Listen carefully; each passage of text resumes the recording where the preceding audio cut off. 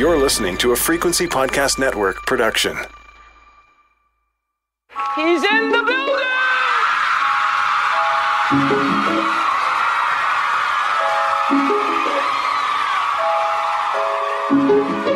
Drink the moment. Drink it. I said, empty your mind. Coquettish and coy. Ow. Ow. What? And there's people that are dying. The wickedly talented. More than great. It was historic. Crack is wild. Oh, good for you. I have to apologize. One of the hottest. Hello, and welcome back to The Reheat, a podcast that re-examines the hottest celebrity news and scandals of yesteryear and asks, how would we react to the same events if they'd transpired today? I'm your co-host, Sarah Sahagian. And I'm Sadaf Hassan, your other co-host. And in today's episode, we're going to talk all things Amy Winehouse, her rise, her fall, and the legacy she left behind after becoming a member of the 27 Club. Speaking of which, today's episode was made in collaboration with the 27 Club podcast, a show that breaks down the legacies of the countless tortured and talented musicians who all died at the age of 27. Writer Zeth Lundy has lent us his voice today to help us bring some key Amy quotes to life. You'll see what I mean in a bit. Now, I was a very big fan of Amy and her music, and I still remember what I was wearing and where I was when I heard she died 10 years ago. Sarah, tell me about how you connected with Amy and her music, and what went through your head when you heard she'd passed? So, Amy Winehouse was the soundtrack to graduate school for me. I went to grad school in London. I started in 2008, graduated in 2009, and I lived right near Camden, which was her famous stomping ground. So if we would have parties at school, people would yell, more Amy Winehouse, play more Amy. Like she was, we felt like we had this personal connection to her. And I mean, that's true with many celebrity relationships. That's the nature of the parasocial relationship. But because we were living so close to her, we really did almost feel like she was our neighbor, despite the fact that none of us met her. And I don't even think any of us ever cited her anywhere. And because of that connection, when she passed, I wouldn't even say I was devastated. I would say I was so jarred by it that I couldn't even get to that place. It just didn't feel possible to me because she was such a presence, even though she wasn't actually physically there in my life for that year, that has had an indelible impact on me. Yeah, I think so for me too. She was the soundtrack for a lot of us during that period. But let's retrace our footsteps a little when it comes to Amy, and let's start at the beginning. So she was born in 1983 in London to a pharmacist mother and a cab driver father, but her parents split when she was 9 years old, after which she was raised primarily by her mother. She attended theater school and, famously, the prestigious Brit School for Performers, which is actually where Adele also went. Mm-hmm. But she didn't exactly have very good grades, and she wasn't exactly a rule follower, maybe to nobody's surprise. She had a tendency to get into trouble, whether it was for wearing a nose ring or disrupting class. All that mattered to her, and she made this pretty well known, was to sing and perform on a stage. She even had a short-lived rap group called Sweet and Sour, inspired by Salt and Peppa, which I love. At age 12, she wrote in an essay, quote, "I want people to hear my voice and just forget their troubles for 5 minutes." She definitely managed that. Now, when she was just 19, she signed with renowned British producer Simon Fuller's management company, but he kept her name and entire existence pretty secretive in the industry while the company developed her skills and brand. All the while, she was performing as a jazz standard singer at a popular London club. And as people began to hear her voice and dig to find the face behind it, a little battle over signing her began between labels EMI, Virgin, and Island. She ultimately went with Island. And in 2003, at the age of just 20, she released her gorgeous and jazzy debut album, Frank. And her unique, smoky vocals definitely captured the industry's attention. She was compared to everyone from Billie Holiday to Macy Gray. But it wasn't just her voice. Her songwriting won tons of acclaim for being so biting and so poetic. It was very sassy. And it even won her an Ivor Novello Award. Now, it was around this time that things began happening for her professionally, that her personal life started to get a bit tumultuous. A bit is probably mincing words. Her grandmother, who was essentially her guardian and whom she was incredibly close to, had fallen ill. And she also began what would prove to be a toxic on-off relationship with Blake Fielder Civil, a former video production assistant. She admitted they would often be violent with each other, and both had even been photographed bruised and bloody. Blake also admitted that he introduced Amy to cocaine and heroin, and that the two would often cut themselves to relieve their pains. The running story became that he was her undoing. Now, here's what her first manager, Nick Godwin, said to The Times in 2007 about his impact on her, as read by Seth from the 27 Club. Amy changed overnight after she met Blake. She just sounded completely different. Her personality became more distant, and it seemed to me like that was down to the drugs. When I met her, she smoked weed, but she thought the people who took Class A drugs were stupid. She used to laugh at them. So, Sarah, do you think her addiction issues were really her fault, or did the media just want someone to blame? I mean, who can we put blame on anybody in this situation? Because at the same time, the tabloids certainly seemed to fan the flames when they would get anybody to reveal anything about her. She was on every cover. Her and Blake were like the new Sid and Nancy. Can we put it on him? I mean, addiction is a disease. He was clearly, from what we know, struggling with it, with substance use issues too. So to blame Blake and to scapegoat Blake is just kind of, I think it's unfair, but also it's silly. There are so many different ways people can get addicted to substances, and it's so common that clearly it's actually pretty easy for this to happen to anyone. Yeah, I do think the media was so tough on him. I mean, here was this woman who so many people loved as much as they trashed her, but we'll come back to that. And they were looking for somebody to blame. And he was very easy to do that because he even admitted to introducing her to all these substances. And that is a really hard thing to come back from. At the same time, I have a real big problem when people blame a partner for not being able to protect their partner from addiction or any other thing and not being the one who can come in and be the hero. Life doesn't actually work like that.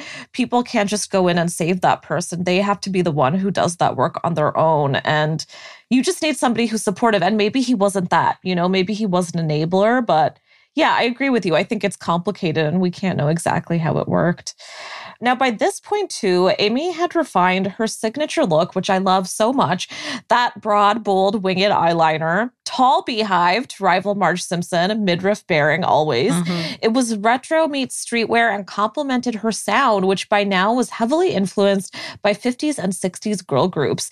New York Times style reporter Guy Trebay called her, quote, a 5'3" almanac of visual reference. I love that. And that was in the way she referenced the Ronettes and Cleopatra and Brigitte Bardot all at once. She was something different, especially at that time. So when Blake ended the relationship, leaving her for his ex-girlfriend, Amy took her pain to the mic with a refined sound and brand, releasing the album Back to Black in 2006, much of which is about their tumultuous relationship. Here's how she described writing the album itself to the Mirror, as read here by Seth from the 27 Club. The songs I wrote on the album are from times when I was so messed up in the head. I had literally hit rock bottom. I hate to use such a phrase since I'm sure I will sink lower at some point, but I was clinically depressed and I managed to get something I'm so proud of out of something that was so horrible. This was also when she began working with Mark Ronson as a producer, and his career started to take off. She also hired the late soul singer Sharon Jones' backup band, the Dap Kings, to accompany her on tour, mastering that beautiful jazzy sound. The album won her 5 Grammys and also remains the second best-selling album of the 21st century in the UK, sandwiched between 2 Adele albums. Pretty good. In fact, she paved the way for voices like Adele's, Duffy's, Paloma Faith's, Estelle's, you name it. And Adele has always cited her as a key inspiration. So a year later, she released the infamous single, Rehab. I think we all know that song pretty well. And that catapulted her into global fame. She wrote it in just a few hours with the help of Mark, but it was a bittersweet rise because the song was about her manager's continued efforts to place her in a rehab clinic and work on her addiction issues. But in it, she insists she doesn't actually want to go. Now, here's a little bit of Amy speaking to MTV in 2007, notably not sober, about the song itself.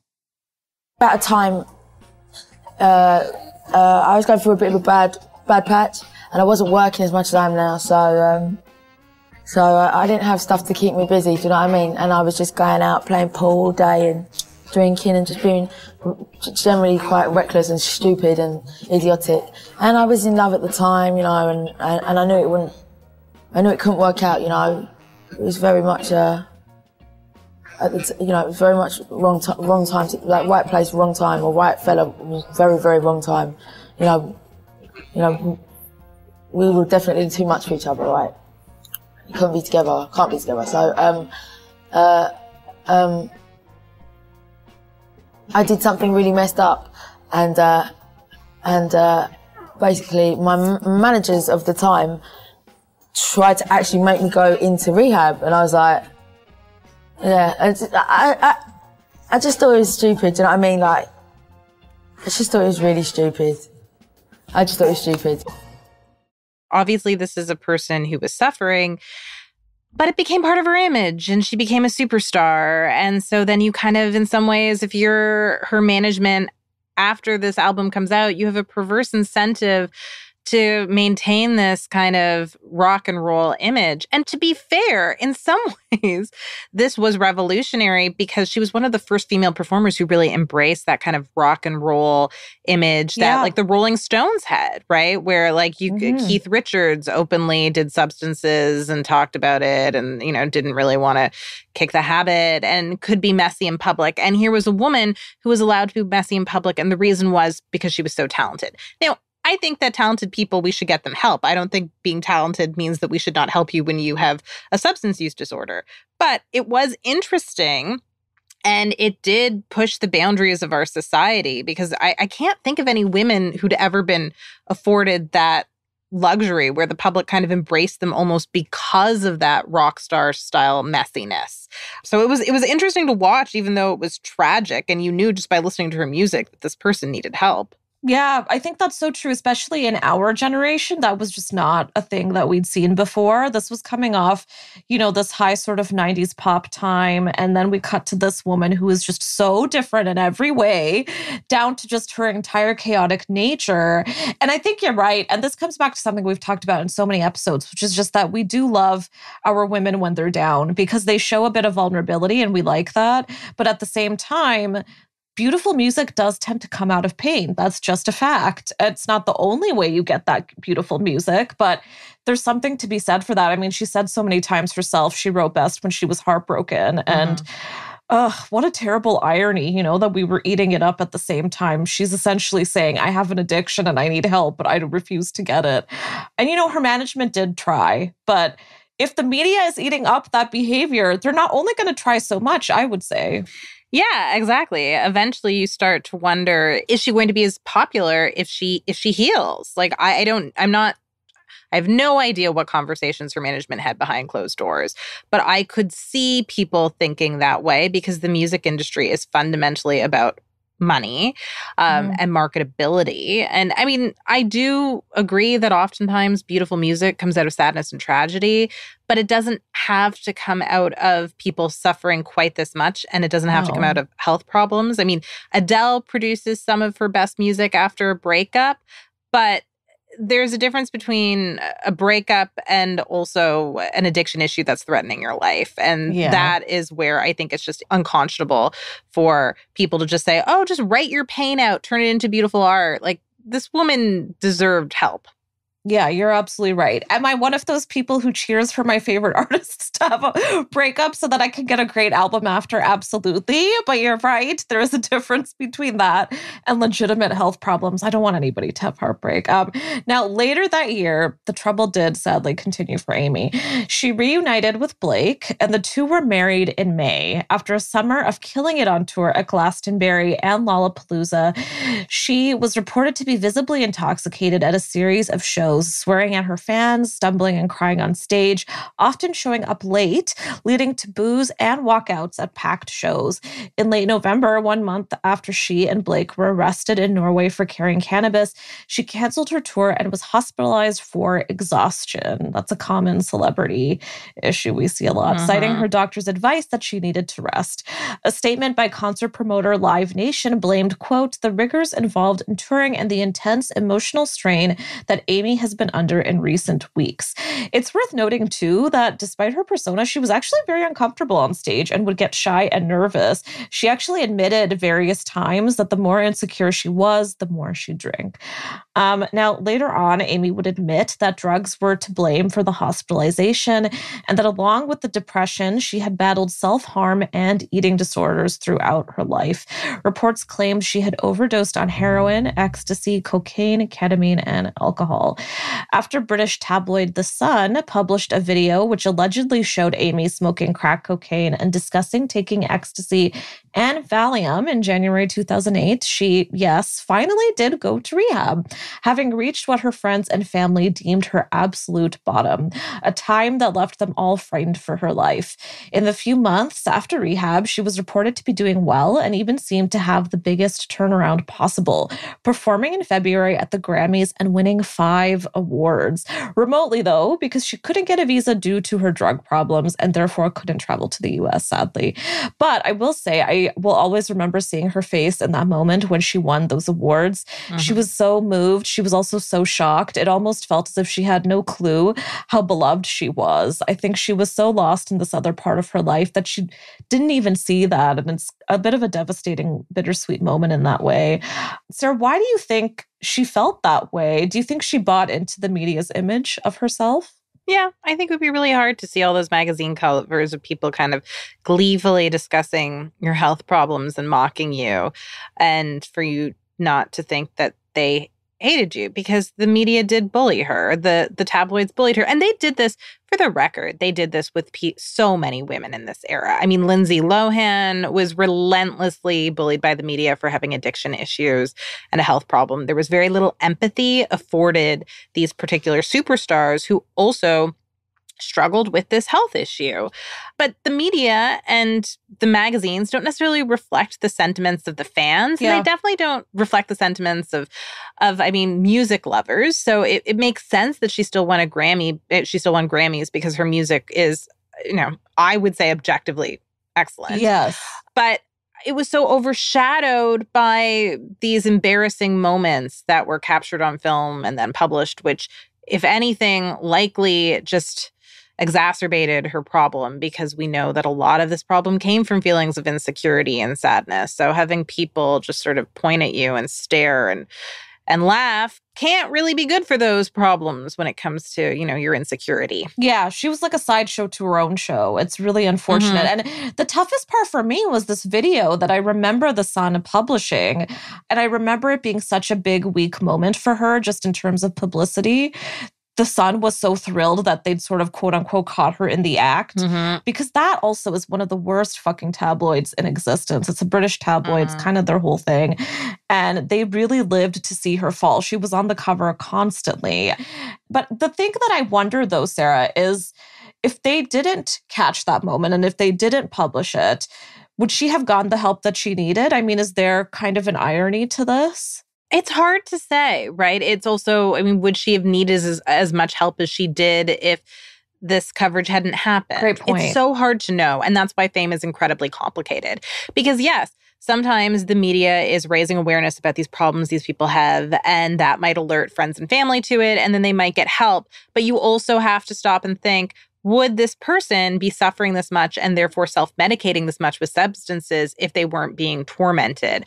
I don't know, right? Like, I don't know. I can't say. I just think we live in a world where both things can be true, where the media can sometimes alert family members to an issue and can also exacerbate the same issue with that coverage. Yeah, not that that's at all, or even, I would say maybe partially redemptive, but not entirely, of The Sun, who had no good intentions. I think that's fair to say. Yeah. They had no good intentions. No. Now, after the seemingly peaceful period, in April 2008, Amy was involved in an assault in which she admitted to slapping a man at a bar after he bumped into her, but was ultimately just given a warning. A week later, she was arrested on suspicion of possessing drugs after The Sun's video was given to police, but was ultimately cleared because the substance in the videos actually couldn't be confirmed. Now, Blake was also still very much a problem, and one that was growing. From July 2008 to February 2009, he was imprisoned after assaulting a pub landlord. The rumor was that that Amy had relapsed in her time apart from Blake after she appeared intoxicated yet again at a performance that fall. But in January 2009, the story flipped yet again as she was seen vacationing with actor Josh Bowman of Revenge, if anyone remembers that show, looking legitimately happy and healthy for the first time since the Grammys. She told tabloid News of the World at the time, quote, "I finally escaped from hell. I'm in love again and I don't need drugs. Look at me, I'm glowing. I'll deal with Blake when I get back, but our whole marriage was based on doing drugs." I mean, that's pretty self-aware, I would say. Mm-hmm. Now, this moment of lucidity proved to be true because that year, she and Blake did indeed divorce to the joy of many fans everywhere, with Amy claiming he had cheated on her and him, you'll be glad to know, receiving not even a penny in the settlement. Yay. Now, around this time, Amy also launched her own record label, Lioness Records, with the first talent signed being her goddaughter, Dionne Bromfield. So clearly, things were going pretty well. But this upswing, like the ones before it, would prove to be short-lived. In March, Amy was arrested and charged with assault after dancer Shireen Flash claimed she had punched her in the eye while drunk at an event. Amy appeared in court testifying that she had only pushed Shireen after they'd gone to an argument about her selling her story to a tabloid.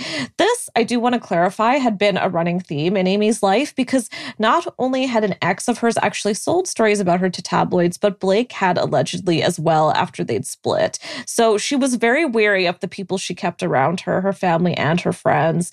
And with her fear of the paparazzi as well, there was a very clear need to build barriers with the media.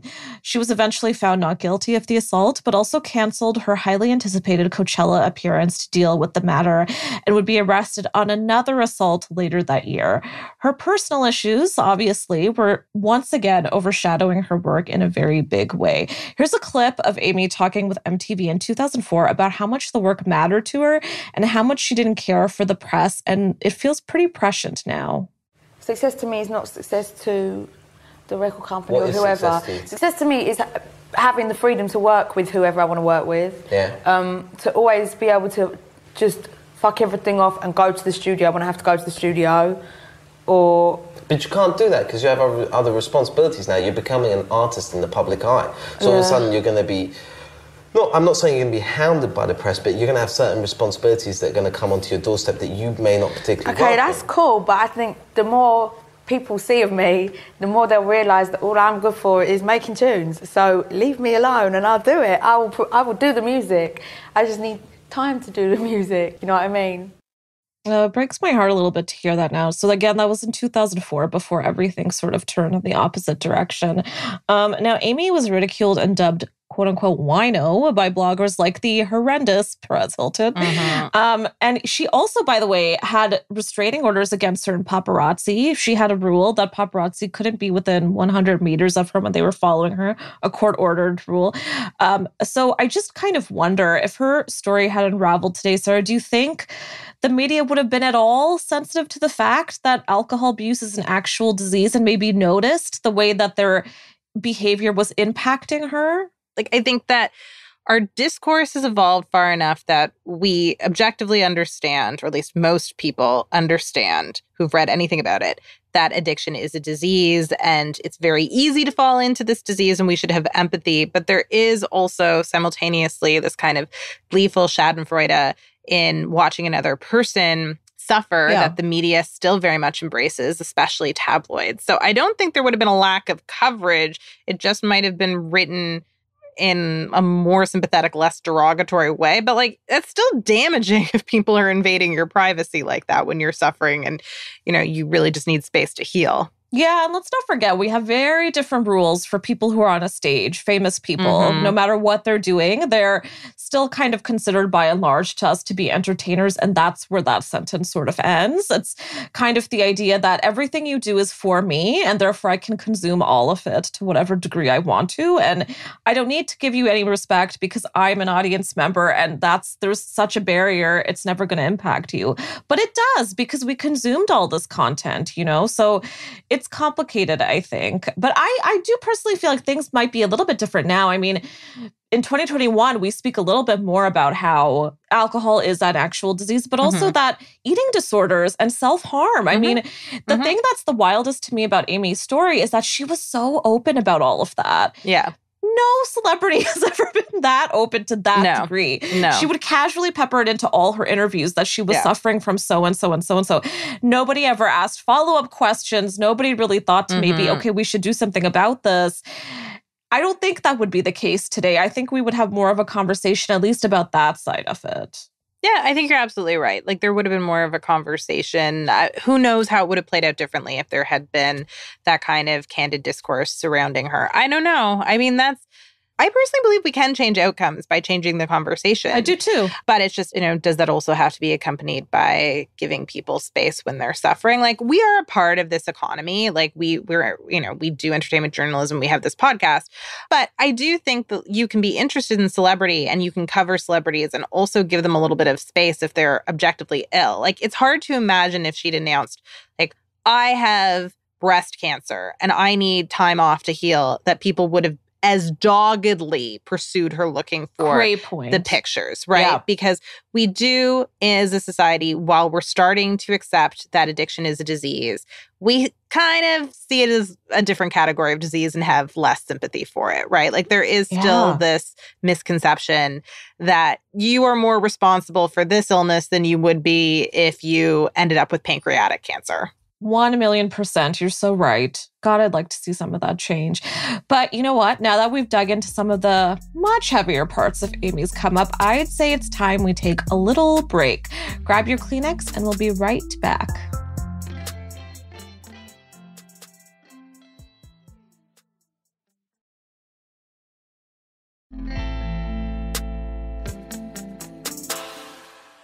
Throughout 2010 and into early 2011, Amy would claim she was sober, while others would say otherwise, and at performances throughout the year, she'd forget lyrics, arrive late, seem tired or distracted, and repeatedly cut the performances short.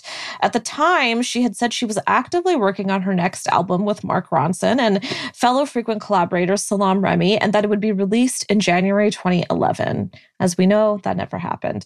She was also dating director Reg Travis, and their relationship never seemed to be mired in any trouble, unlike with Blake, so that was a nice little positive.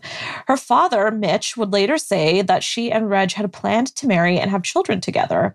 Mid-year, she would do another stint in rehab shortly after performing 2 successful shows with Tony Bennett at London's Royal Albert Hall and Mark Ronson at the 100 Club, respectively. But in January 2011, things began to take another turn.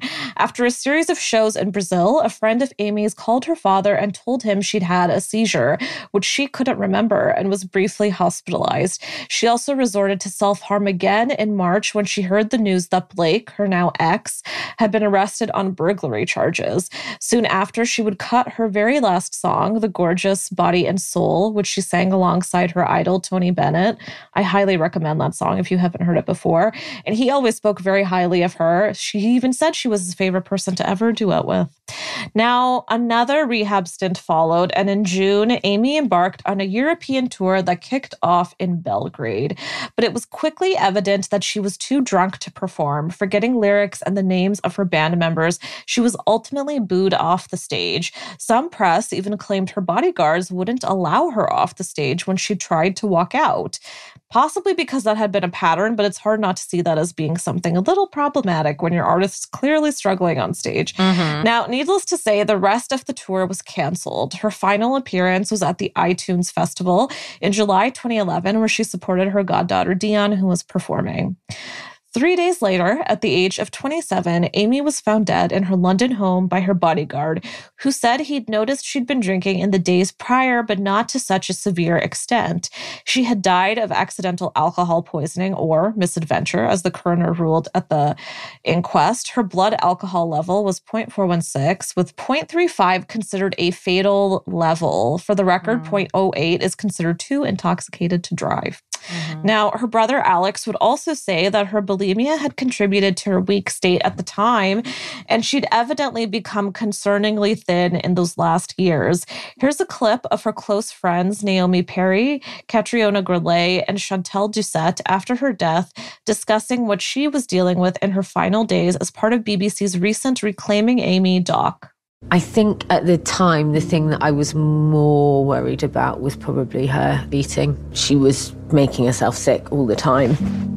She was bulimic from the moment, from the time I met her. She had that struggle the whole time. It's something that you feel deep shame over. And it isn't as simple as you want to control your body weight. There's so much more mentally going on with it. It's so hard to listen to that, Sarah, and not feel like we could have done something. And by we, I don't just mean the fans, because only to so much, but her team, her family, her friends.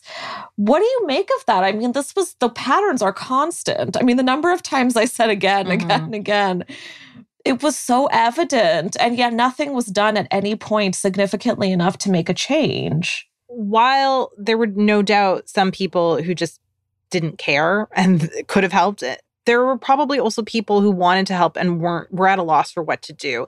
And part of that is because there was still such a stigma then. I mean, there's a stigma now, but even more of a stigma regarding these issues then. And so people didn't talk about them as much, right? There was this tough love approach, like let them hit rock bottom. That is a thing that is now being critiqued by the recovery movement.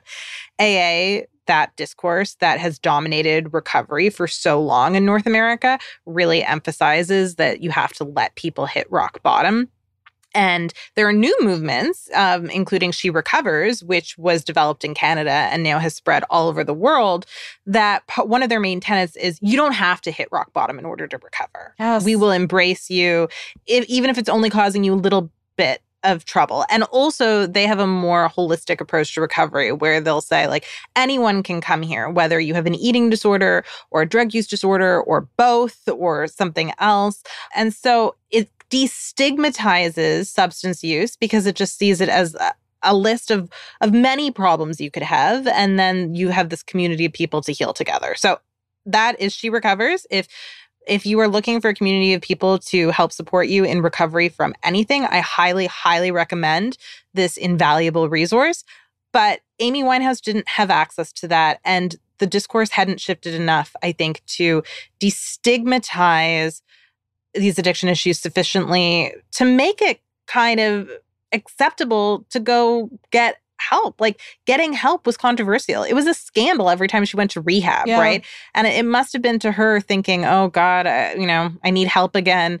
People are going to judge me for not staying sober. People are going to criticize me. I'm going to be on magazines. And that encourages secrecy and it encourages people to spiral. And it's not healthy. And it sucks that happened to her. Yeah, you make such a good point. And I think what really encapsulates her whole legacy is that with her death, she joined the 27 Club, quote unquote club. Not a real thing, a theoretical thing, because it includes countless icons and musicians like Jimi Hendrix, Janis Joplin, and Kurt Cobain. They all died at the age of 27. So did Amy. Now, we mythologize these people because of their insane talent and their very big personalities. But ultimately, can't we just say they were just really dumb fucking kids? Because that seems to be the case, the way that things came to an end. But we place these people on this very strange platform because they all happened to die at the same time. But they didn't sign a pact. I think it's really interesting because here we are saying, you lived hard, you lived fast, you died young. What a very cool thing. Is it though? Not really. You're right. I mean, glamorizing death at 27, that's particularly damaging. I had a friend who literally in my math class in grade 11 said that she wanted to die by suicide at 27 because so many cool people died at 27. And that made her think that there was nothing left to live for after 27, given that so many of her idols had died at that age. And the media kind of manufactured that myth, right? By really emphasizing the 27 aspect of all of these tragedies. So, I mean, that girl is fine. She went to law school. Yay. She's doing great. She is not dead. She is comfortably in her 30s. Yay. But that's the problem. These myths make it look so cool. Yeah. And what it really is a tragedy. Yeah. It's so sad that she died at 27. it kind of makes sense that this is an age where a lot of our musicians and celebrities die, just because it's the age at which, like, you get more and more isolated in addiction for many of these people, right? Like when you're really young and you're drinking a lot or you're doing drugs, people just view you as a young person having a good time. And then there's more and more of a stigma as you enter adulthood and you haven't conquered these things. But the truth is you haven't conquered them because they're not easy to stop. That's such a good point. I mean, to your friend's point, who I'm so glad is alive today, I remember being young and going through my Nirvana phase, which I think we all did, and being so fascinated and falling in love with Kurt Cobain. And I remember thinking, oh my God, so cool, dying at 27. I wonder what happens. Like I had this kind of sort of fantasy that you go off into the special land and they all hang out together. And I'm embarrassed to admit that now. But now I'm older than they were. And I almost kind of, I don't want to laugh, but I do sort of side-eye the whole thing and think, that's not really great, actually. There's nothing appealing about that lifestyle because they didn't even really get to enjoy it. And part of their legacy is their addictions. And I think that's actually really devastating. Now, the outpouring of love that Amy received at her death was immense. Of course, she was so beloved. Hundreds of fans crowded outside her home for days, building a memorial of cards and tokens. Mark Ronson, Patti Smith, Green Day, Lady Gaga, Marianne Faithfull, Adele, George Michael, you name it. They performed tributes in her honor. Her parents, Janice and Mitch, also set up the Amy Winehouse Foundation to help prevent drug abuse in youth. They also both wrote their own books about Amy and raising her, with her mother revealing she had been living with MS while Amy was getting sicker herself and blamed herself as she couldn't be there for her child when she needed her. It's interesting that that's not something Amy ever really discussed. It was also Mitch who tended to find himself in a lot of controversy, with fans accusing him of trying to profit off of his daughter's troubles. This reached a fever pitch with the release of director Asif Kapadia's 2015 documentary, Amy, which was well-reviewed and beloved by fans, but not so much by Mitch. In the doc, he comes off as an opportunist who at times enabled Amy, telling her she didn't have to go to rehab if she didn't want to, despite her management's efforts. And I do want to remind everybody about a very specific lyric in Rehab that speaks to this. Amy sings, quote, "I ain't got the time, and if my daddy thinks I'm fine..." Ugh, yikes, Mitch. It also documents her time in St. Lucia when she was happy, and he showed up on the island with a camera with the intent to film her. Now, if you've watched the doc, there's no denying. It's pretty clear that this man was enabling her in a lot of ways, and he was kind of getting off on it and definitely profiting from it. And there's also no denying that the doc sort of places quite a bit of blame on him. But Asif did interview over 100 of Amy's close friends and coworkers for the story, so there's quite a bit of people backing it up. What's clear is that those around her were part of the problem, if not the solution. Reg Travis, her boyfriend at the time, was also not a fan of the doc, and I thought this was interesting because he said it showed too many of her tougher moments and none of the positive. For instance, he wasn't included at all, despite speaking with the director for hours. He even called the documentary a, quote, slur upon her. Amy's family was hounded by people afterwards for quite some time. They still are, her father especially, saying they should have done more for her. Do we blame anyone here? I mean, what is the recourse? We sort of talked about this earlier, but I think it's a very problematic thing to be blaming the parents after her death and putting it all on them. Yeah, I mean, while I do think her father bears some responsibility, certainly more than most people, for enabling her and trying to profit off of her, at the same time, we have a society that blames parents for everything that goes wrong in their children's lives, right? When a lot of the times there are societal and structural problems that combine to create these really tragic outcomes.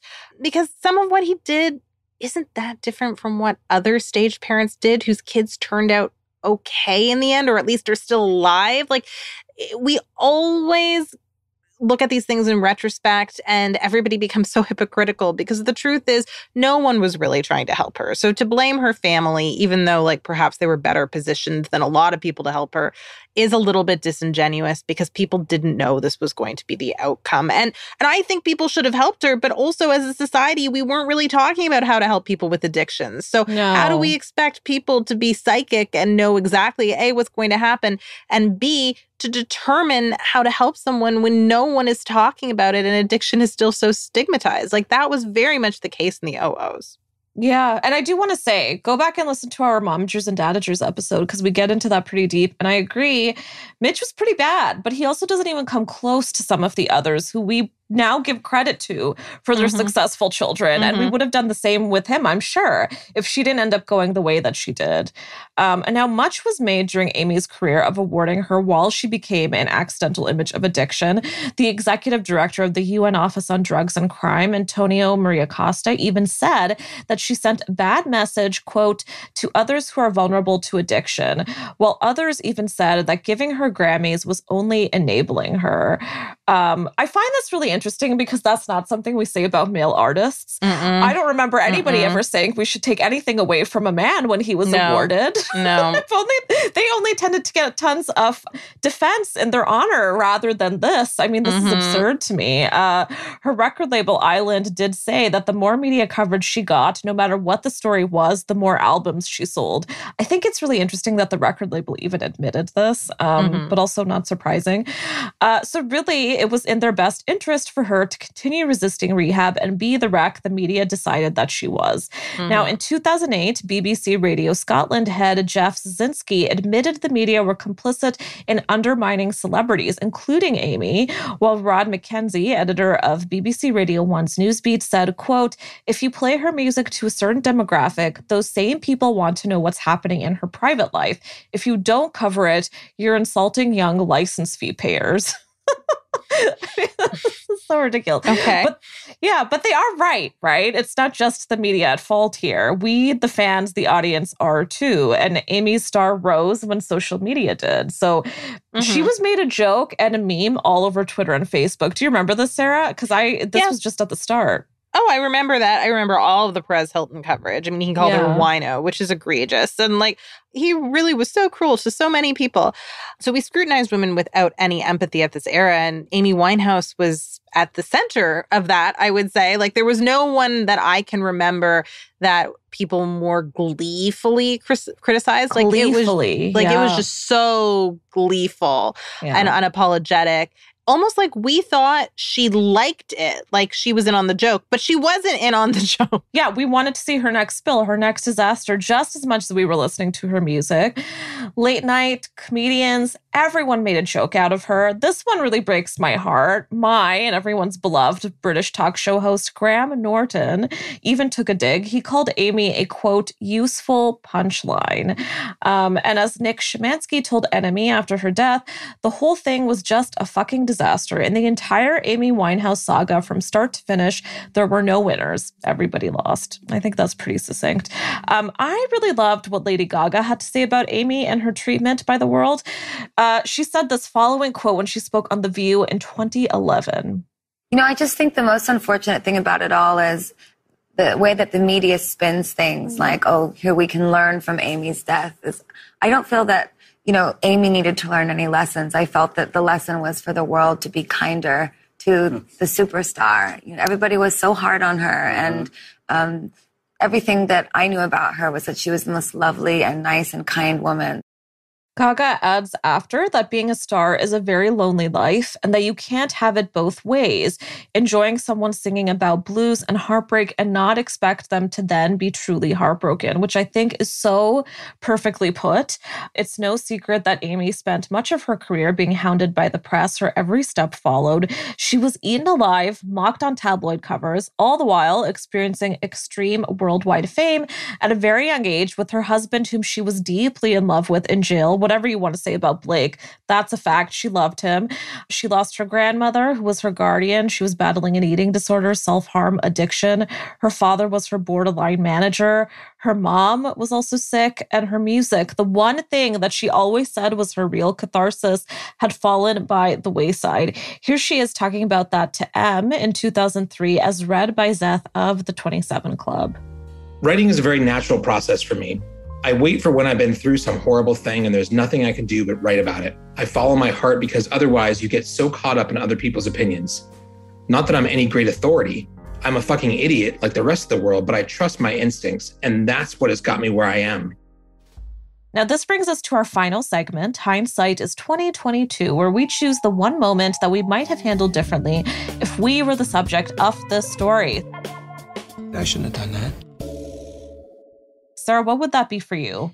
Well, if I'd been Perez Hilton, I would have gotten like an internship at a PR company and used my powers, more productively. I feel like he is... I love your hate for Perez Hilton. I love it. I feel like he's a smart person. Like, he's clearly a smart person. Is he? He's an entrepreneur. I mean, like, he was able to make a lot of money off of a blog. So that takes a certain type of intelligence. That's true. I think if he'd gone to university today and graduated today, he probably would have gone to Silicon Valley and done some sort of like nefarious tech stuff, which would have been bad in a different way.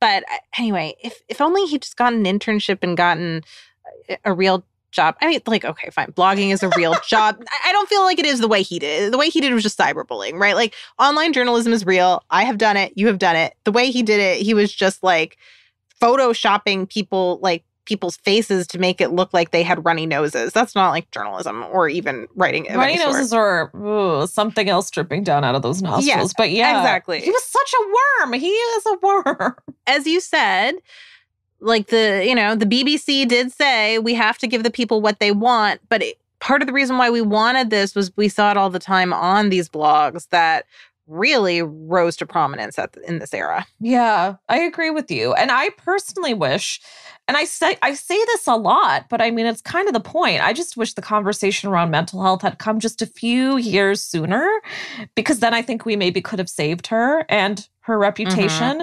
I hate that part of her legacy, or so much of her legacy, is about her addictions and how she was suffering.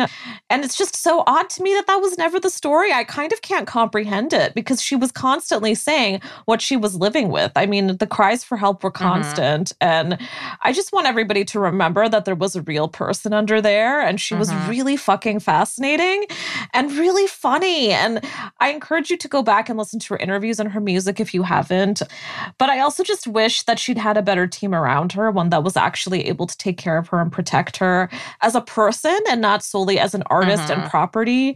She just deserved so much more, and she never got it. And it really breaks my heart. Now, to put a finer point on everything we've discussed today, here's Zeth from the 27 Club, this time as himself, sharing his final thoughts on Amy and her legacy. She happened to be, and it wasn't just Amy Winehouse, it was, other figures like Britney Spears. They just happened to be around during this time when the Wild West of tabloids was so prevalent. And it was almost like they wanted to see celebrities not living the high life, like back in the day, maybe when you'd look upon an actor or an actress in the 60s and think, oh, what a glamorous lifestyle. Now it was more like, I want to see this person knocked down to my level or even lower so I can feel better about myself. That saying, you only hurt the ones you love. I think it's people loved her so much, but they also felt like that gave them license to be cruel to her. And I certainly think that contributed to her illness. I don't think she was prepared for fame. She wanted to sing. She had a once in a lifetime voice, but she was not prepared for everything that came along with it.